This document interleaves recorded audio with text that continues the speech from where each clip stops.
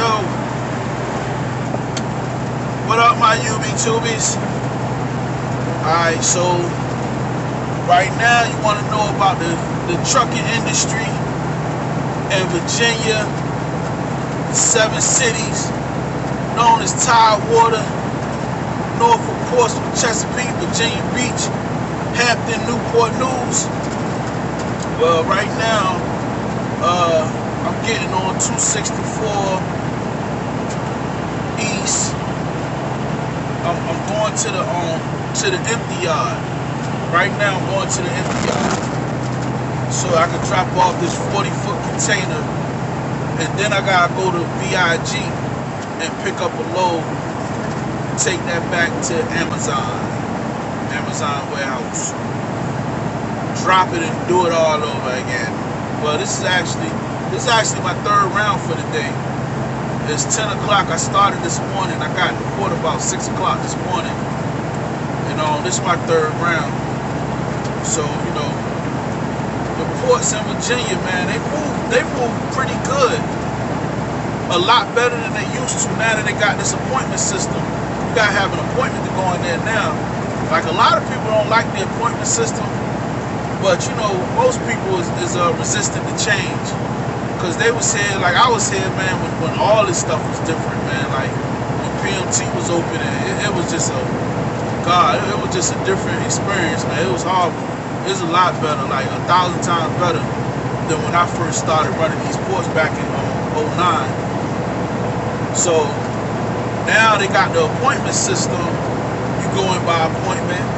It's a lot more organized. It's a lot quicker. You in and out of there. Cause the port I'm going to, VIG used to be called APM.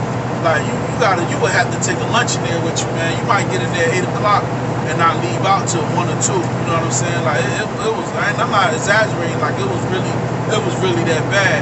And people that came up that was in the ports as recently as like 2012. You know what I'm saying? Y'all understand what I mean? Y'all know. Y'all remember that time. Before they got this appointment system. So it's running a lot better now. I like it. I like it a lot better. I'm able to go in and set my own appointments, which that helps a lot. Because trying to get a dispatcher on the phone too is just a lot harder now too, man. I might gotta call 5 times, and then once I finally get through, I'm on hold for another 15-20 minutes, just getting the dispatcher to give me another round. But that's coming to an end soon too, because I'm getting my own authority. I'm just waiting on I got a situation going on right now where my company was flagged because I was in the process of getting my authority, and I went through this company to set it up for me. And y'all be careful with that. If y'all trying to get your own authority, man, be careful who y'all deal with, because these people, they talk professional, but they wasn't professional, and I ended up with 2 different DOT numbers, which is why my company got flagged. How you gonna have 2 DOT numbers? You're only one company.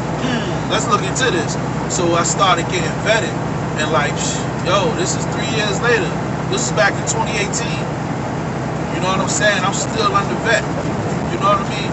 I'm still being vetted. So I called them the other day. I'm just waiting for them to get back to me, because they said usually it shouldn't take that long. Like I should have got it. I should have heard something back in 2018.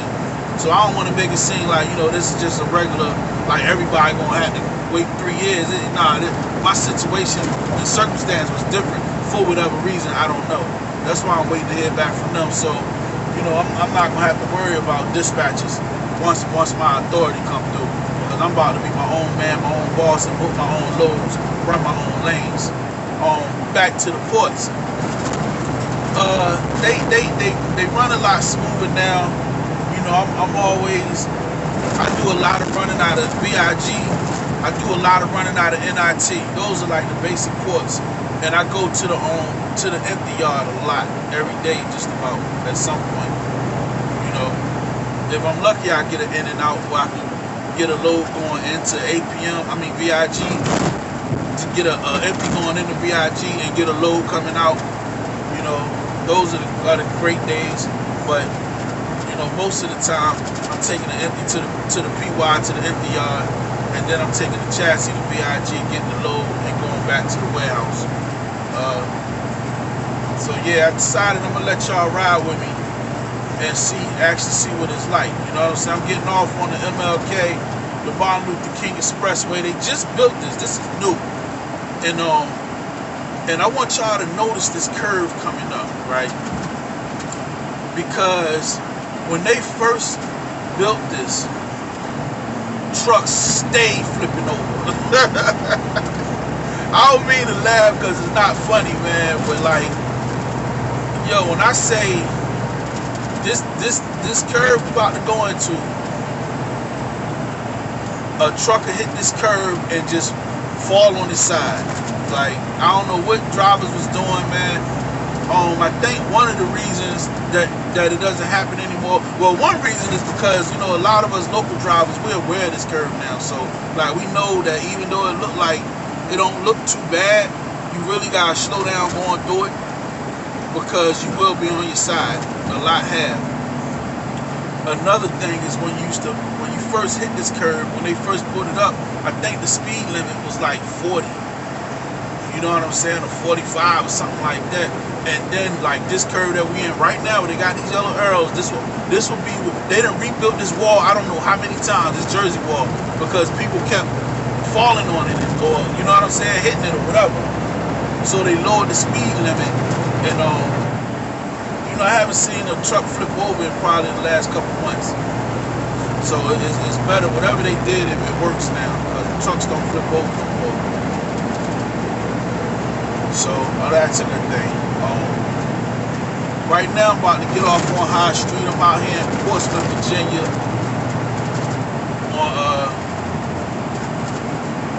about to get off on High Street, or you could keep going straight down and get off on the next exit. A lot of trucks take this way. The ones that know how to go this way take this way, because it's quicker to get to the PY, you know. So the ones that know take this way. They building Portsmouth up out here too. I'm noticing, because I used to live out here. Matter of fact, we about to pass the apartments I used to stay in out here. You know, when I had my oldest son, I think my oldest son was probably about 6 months, man. He's 21 now. So yeah, this was 21 years ago. Damn, it don't seem like that long. But now that I think about it, it's been over 20 years since I lived out here in Portsmouth. And it was alright. I ain't really have a bad experience out here. It was like I stayed in the hood, and this little food store that we coming up on, this food mart on your right. Yo, I don't know what it was about this spot, this food mart and this car wash right here. I don't think they had the gate around it when I used to stay out here. But like on the weekends, this place used to be lit. It's like these the apartments right here that I used to live in. They called London Oaks. And I used to stay in these apartments, and they was real hood back then. I remember one time me and my son's mother, man, we was coming home from somewhere. You know, I used to take them out, you know, for family outings and stuff like that. And we was coming back from somewhere, and we ended up between a gunfight. One guy was shooting at the other guy, and like we was literally in the crossfire. Like one guy was on the left, one guy was on the right, and we in the middle, and they shooting at each other. You know what I'm saying? And my son was like 6 months at the time, man. You know, so it used to be real bad. But on the weekends, like everybody would get dressed up, the girls would get dressed up, and the guys would get dressed up, and they used to just stand in that parking lot. They used to stand in that parking lot, that food mart. They used to stand in that car wash, and like on the weekend, every weekend, man, that place would be lit. I mean lit. You know, back then when they used to do it, there wasn't a lot of violence would break out back then. Like Portsmouth was a violent place, but that wasn't really. Like you would think, because it was just a bunch of hood dudes and hood chicks, you know what I'm saying? So you would think that eventually it would turn wild, but like it never really did. You know, not in the time, because that same store, they sell food in there. You know, and I used to like they turkey, they cold turkey subs. Or if you're in New York watching this, they call it Heroes. If you're in Philly, they call it Hoagies. But in Virginia, we call them subs. And like, you know, they used to make a bomb sub, man. So I used to walk up there, you you know, on the weekends, a lot of times, and I would get a sub, and sometimes like I would stand out there for a little while. This back when I used to drink a little bit, you know, I'd get me a little Mad Dog or something, and I'd sit out there and drink my Mad Dog, and you know, and just chill for a little bit, not too long. I won't, you know, not too long, because I was in a relationship, so I won't trying to hit nothing. I was just really trying to get to know dudes out here, you know what I'm saying? That's when I was kind of like a street dude back then, you know. I was running the streets real heavy, and I was always looking for connects and plugs and, you know, stuff like that I don't do no more. That was, you know, another, like I said, that was 20 years ago, you know. Right now, I'm coming down, I forget the name of this street. I ain't gonna lie. But about to pass CSX to your left. You can see that train right there on your left coming up. And this is another yard. And I used to go here a lot. And they had a real horrible guy working here, man. This dude named Tony McDonald. Yeah, I'm gonna put you on blast if you ever see this, which I couldn't imagine why you would, but he was real racist, man.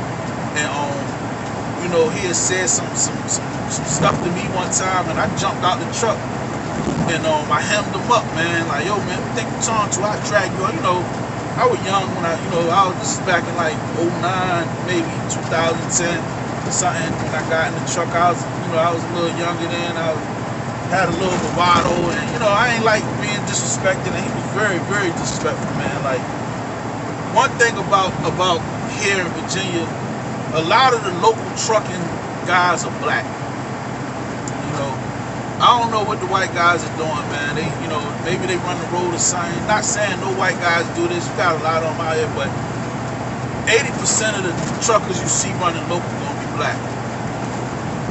And he's just, oh my God, he used to just be so nasty to us, man. And like, we won't wilding out or nothing. We come in there to do our job and get the hell on. You know what I mean? But he was just a very nasty dude. And after that happened, I went through the whole process. I reported him. I was gonna file charges. Like I was going through the whole nine. I was pushing paperwork. And one thing I can say about CSX, they took it seriously. I don't think none of them guys had ever reported him before. You know what I'm saying? But I did, and I went through all the channels. I talked to supervisors. I talked to everybody. I told them that it was recorded, which I lied about that though.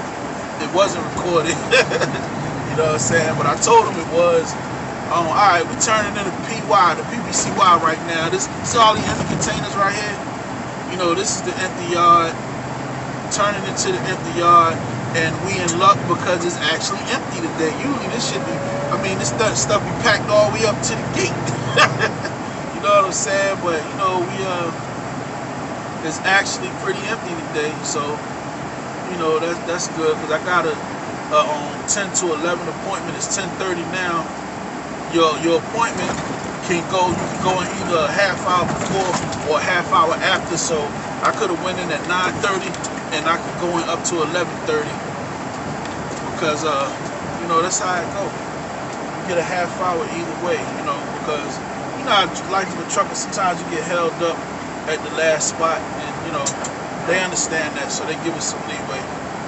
And from the looks of it, I'm definitely gonna make my appointment. I ain't gonna have to switch or anything. Right now, I know y'all ain't see that, but dude gave me the light to go. So I'm gonna pull up, hop up out of here, open the container, let them check things out, see that I ain't, you know, hauling over. Nothing ain't supposed to be in here. And I get back with y'all in a sec. Alright, I'm back, my UBtubies. So now I gotta take this box over here to one, because it's an evergreen box. And you wanna see this machine right here? About to come into play, boy. You see that crane? He gonna take the joint off. And once he pop it off, I can go on about my business. And then I'll show y'all what VIG is. You know. thing about this place, man, about the NPR, a lot of these people in here got real nasty attitude. Like a lot of them is like longshoremen, and they senior, they got seniority because during COVID, man, a lot of people got laid off, sent home, whatever. And these are the ones that's been in there for a while. They had a little rank, so they was able to keep their job. But I mean, these are some of the nastiest people, man. There's this one lady being in the damn pickup truck. I hope she I hope I get her. I hope I see her out there. I'm gonna show you who she is. I don't care. So, I'm gonna show you who she is, man. She is very, very, very mean and very nasty, and it's for no reason. You know what I'm saying? Like, a lot of these places you go, man, they act like they hate the truckers. Like they act like they really got a problem with us, even though their whole livelihood is centered around us. If we no longer brought containers to this place, there would be no need for you people. You understand? You would be out of a job if it wasn't for the truckers. If it wasn't for the tractor trailer drivers out here hauling these containers, you would be out of a job, or you would be somewhere doing real work, doing something that you don't want to do. Because this job that they do out here is easy. They might make it seem like it's hard. I don't know if they go home and tell their men and their women about the hard day they had. But man, it's all they doing is punching numbers. I think the one who probably has the hardest job out here is the dudes that operate these cranes. You know what I'm saying? Because you're about to see in a minute what they gotta do. They gotta take the box off. They gotta stack the box. They gotta pull the box off the stacks and put them back on the chassis. And you gotta you gotta be accurate with it. So you gotta know what you're doing. You see right now it's coming into play. See what this lady doing? And I'm sure like once you learn how to do it and get it down pat, there's nothing to it. But this right here, what she's doing is probably the hardest job out here. Everybody else is sitting inside something. You either sitting in a pickup truck or you sitting in that booth and you punching in numbers. They inspect the containers, they look to make sure ain't no holes in them, whatever. But that's it, man. They're making real good money out here. Like real good money. You should see some of these people houses. Cause I done been to a couple longshoremen's homes, man. They got some of the prettiest homes in Virginia. But they act like they doing the worst, man. Like they act like they not valued and not appreciated out here, man. Like, and I just wish their attitudes was better, man. Because you got people out here that's making minimum wage, man, that really ain't getting no money out here, that's scrambling literally not because they lazy, or not because they don't want to work, just because the field that they happen to be in don't pay anything, and they really scrambling, or gotta live with somebody they don't want to live with because they can't make ends meet.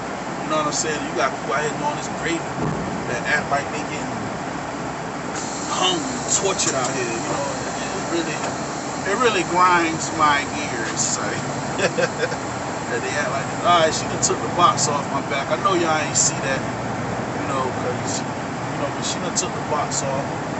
So now we headed out here. If I was going to turn this chassis in, I would take this left right here and go down there, but I'm not dropping the chassis.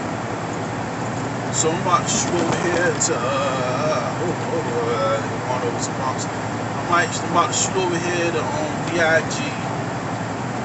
You can't speed in here, they will. The police is everywhere. They will actually leave a ticket in here, even though this is private property. They will give you a ticket for speeding in here. I think the speed limit is like 10 miles an hour or something like that. So, you gotta make sure you do the speed limit in here. Because I've gotten a ticket in here. It was a warning. I got a warning ticket.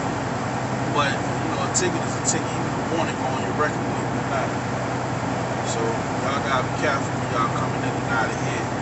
I'm probably gonna clip a lot of this part because, y'all don't really need to see that drive up out of here.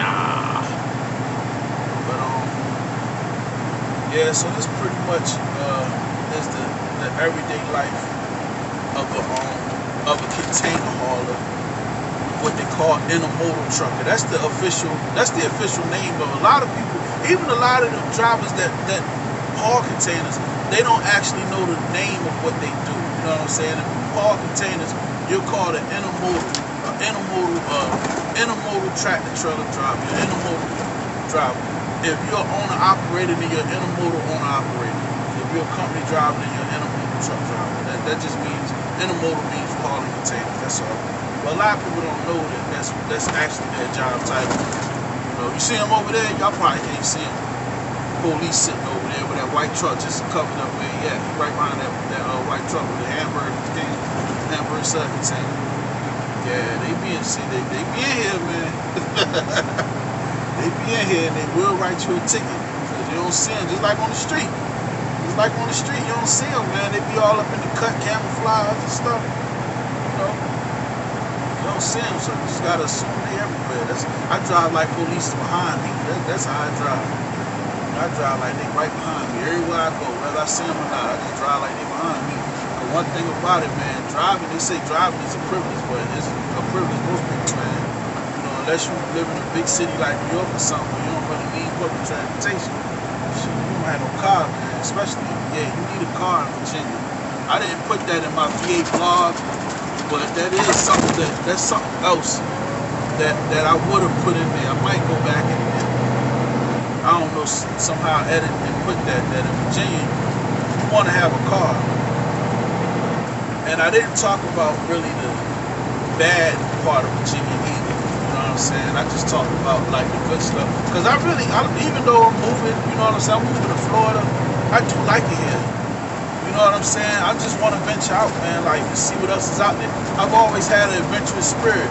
You know, I'm from Philadelphia. And I used to come down here for summers because my pops lived in Philly. My mom's lived in Virginia. My dad lived in Philly, so I used to come back and forth when I was real young. I mean, I'm talking about like my dad used to put me on the trailways by myself, and it just like had a bus driver like, hey, keep your eyes on, like, you know, it was like that. So I've been traveling for a long time, so I get restless. You know, I moved to Texas in 2012. And stayed there till 2015. I lived in Atlanta for a couple years, you know, and now I'm about to move to Florida in about a year and a half. Right now I'm on the West Norfolk Bridge. You see all the water, the ships and all that. You know, I'm on the West Norfolk Bridge on the way to BIG. Something. Yeah, so y'all about to see, you know, the day-to-day life of a trucker, of a local truck driver, local intermodal truck driver in Virginia, Norfolk, Virginia, Portsmouth. You know, I'm in Portsmouth right now. I'm from Norfolk. You know, I live in Norfolk. But you know, run all over pretty much. I done ran all over with different companies. But with this company that I'm with now, I pretty much do the same thing every day. I love it though, because when I first started with this company, man, I used to come to work, you know, about 6, and I'd be off by 11. By 12 o'clock, I'd be parking my truck and I'd be done for the day. And I done got paid a fool's day, like, you know what I'm saying? I done got paid for a full day, man. It was easy work. And I used to love it, man. I used to love having that much time. The only thing I regret is that I didn't do more with that time. You know what I mean? Like, I should have been going to the gym and, you know, I read a little bit, so I did used to read a little bit, but I feel like I could have did more with that time. You know, now inside the joint ain't stable. But it's not the truck though, because I just had kingpins put on this truck, you know. You should have seen how it was shaking before. It was shaking like it had a seizure. Alright, so now, just came off the West Norfolk Bridge, getting off on Virginia International Gateway Boulevard, aka VIG Boulevard, because that's what we're doing, VIG, Virginia International Gateway. I'm right on time for my appointment. But if I wasn't, let's say I would have got here a little bit early. You see where those porta potties are, where that white Freightliner just passed. I don't know if y'all seen the porta potties off in the distance over there. You see where that red truck just passed, that Volvo. That street is called Lollipop Lane. It's called Lollipop Lane. And like when you get here early, say if you're coming from out of town, you know, and you get here 3, 4 o'clock in the morning, the port don't open till 6. That's where you will go. You will turn down Lollipop Lane, down that little side street right there, and you will go all the way to the back, and you'll see, you know, it kind of opens up a little bit back there. It opens up pretty good, and you would just, that's where you would camp at. Or you would turn around and pull all the way up to that stop sign and just shut your truck down until 6 o'clock, until they opened up. And by the time you woke up or whatever, you'll have a line all the way behind you. You'll have a long line. Alright, so this is just a checkpoint where they want to see that you are who you proclaim to be, that you are an intermodal owner, operator. They need to see your TWIC card, both of them. TWIC card and your port money. Alright, so I let them see my credentials. He is satisfied with my credentials, and I am on my way. Alright, well, this is the portal right here that you gotta go through. If you look up as I'm coming through this portal, look up, you see that black thing right there? That's letting you know you're gonna see a license plate, and under that it's gonna say if your visit is confirmed or what. Right now we're gonna have to tap this gas because the dude behind me is trying to beat me to this spot, and that ain't gonna happen because this spot got my name all over it. If you can't see it, open your eyes. Open your eyes. Okay, we're coming to lane deuce, lane 2. Okay, now this is the easy part right here. Well, let's say if I would have brought an empty in here, this is what would happen to go down. I'm about to show you what happened to go down.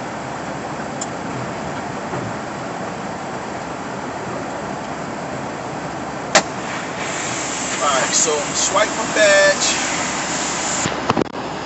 on this thing right here.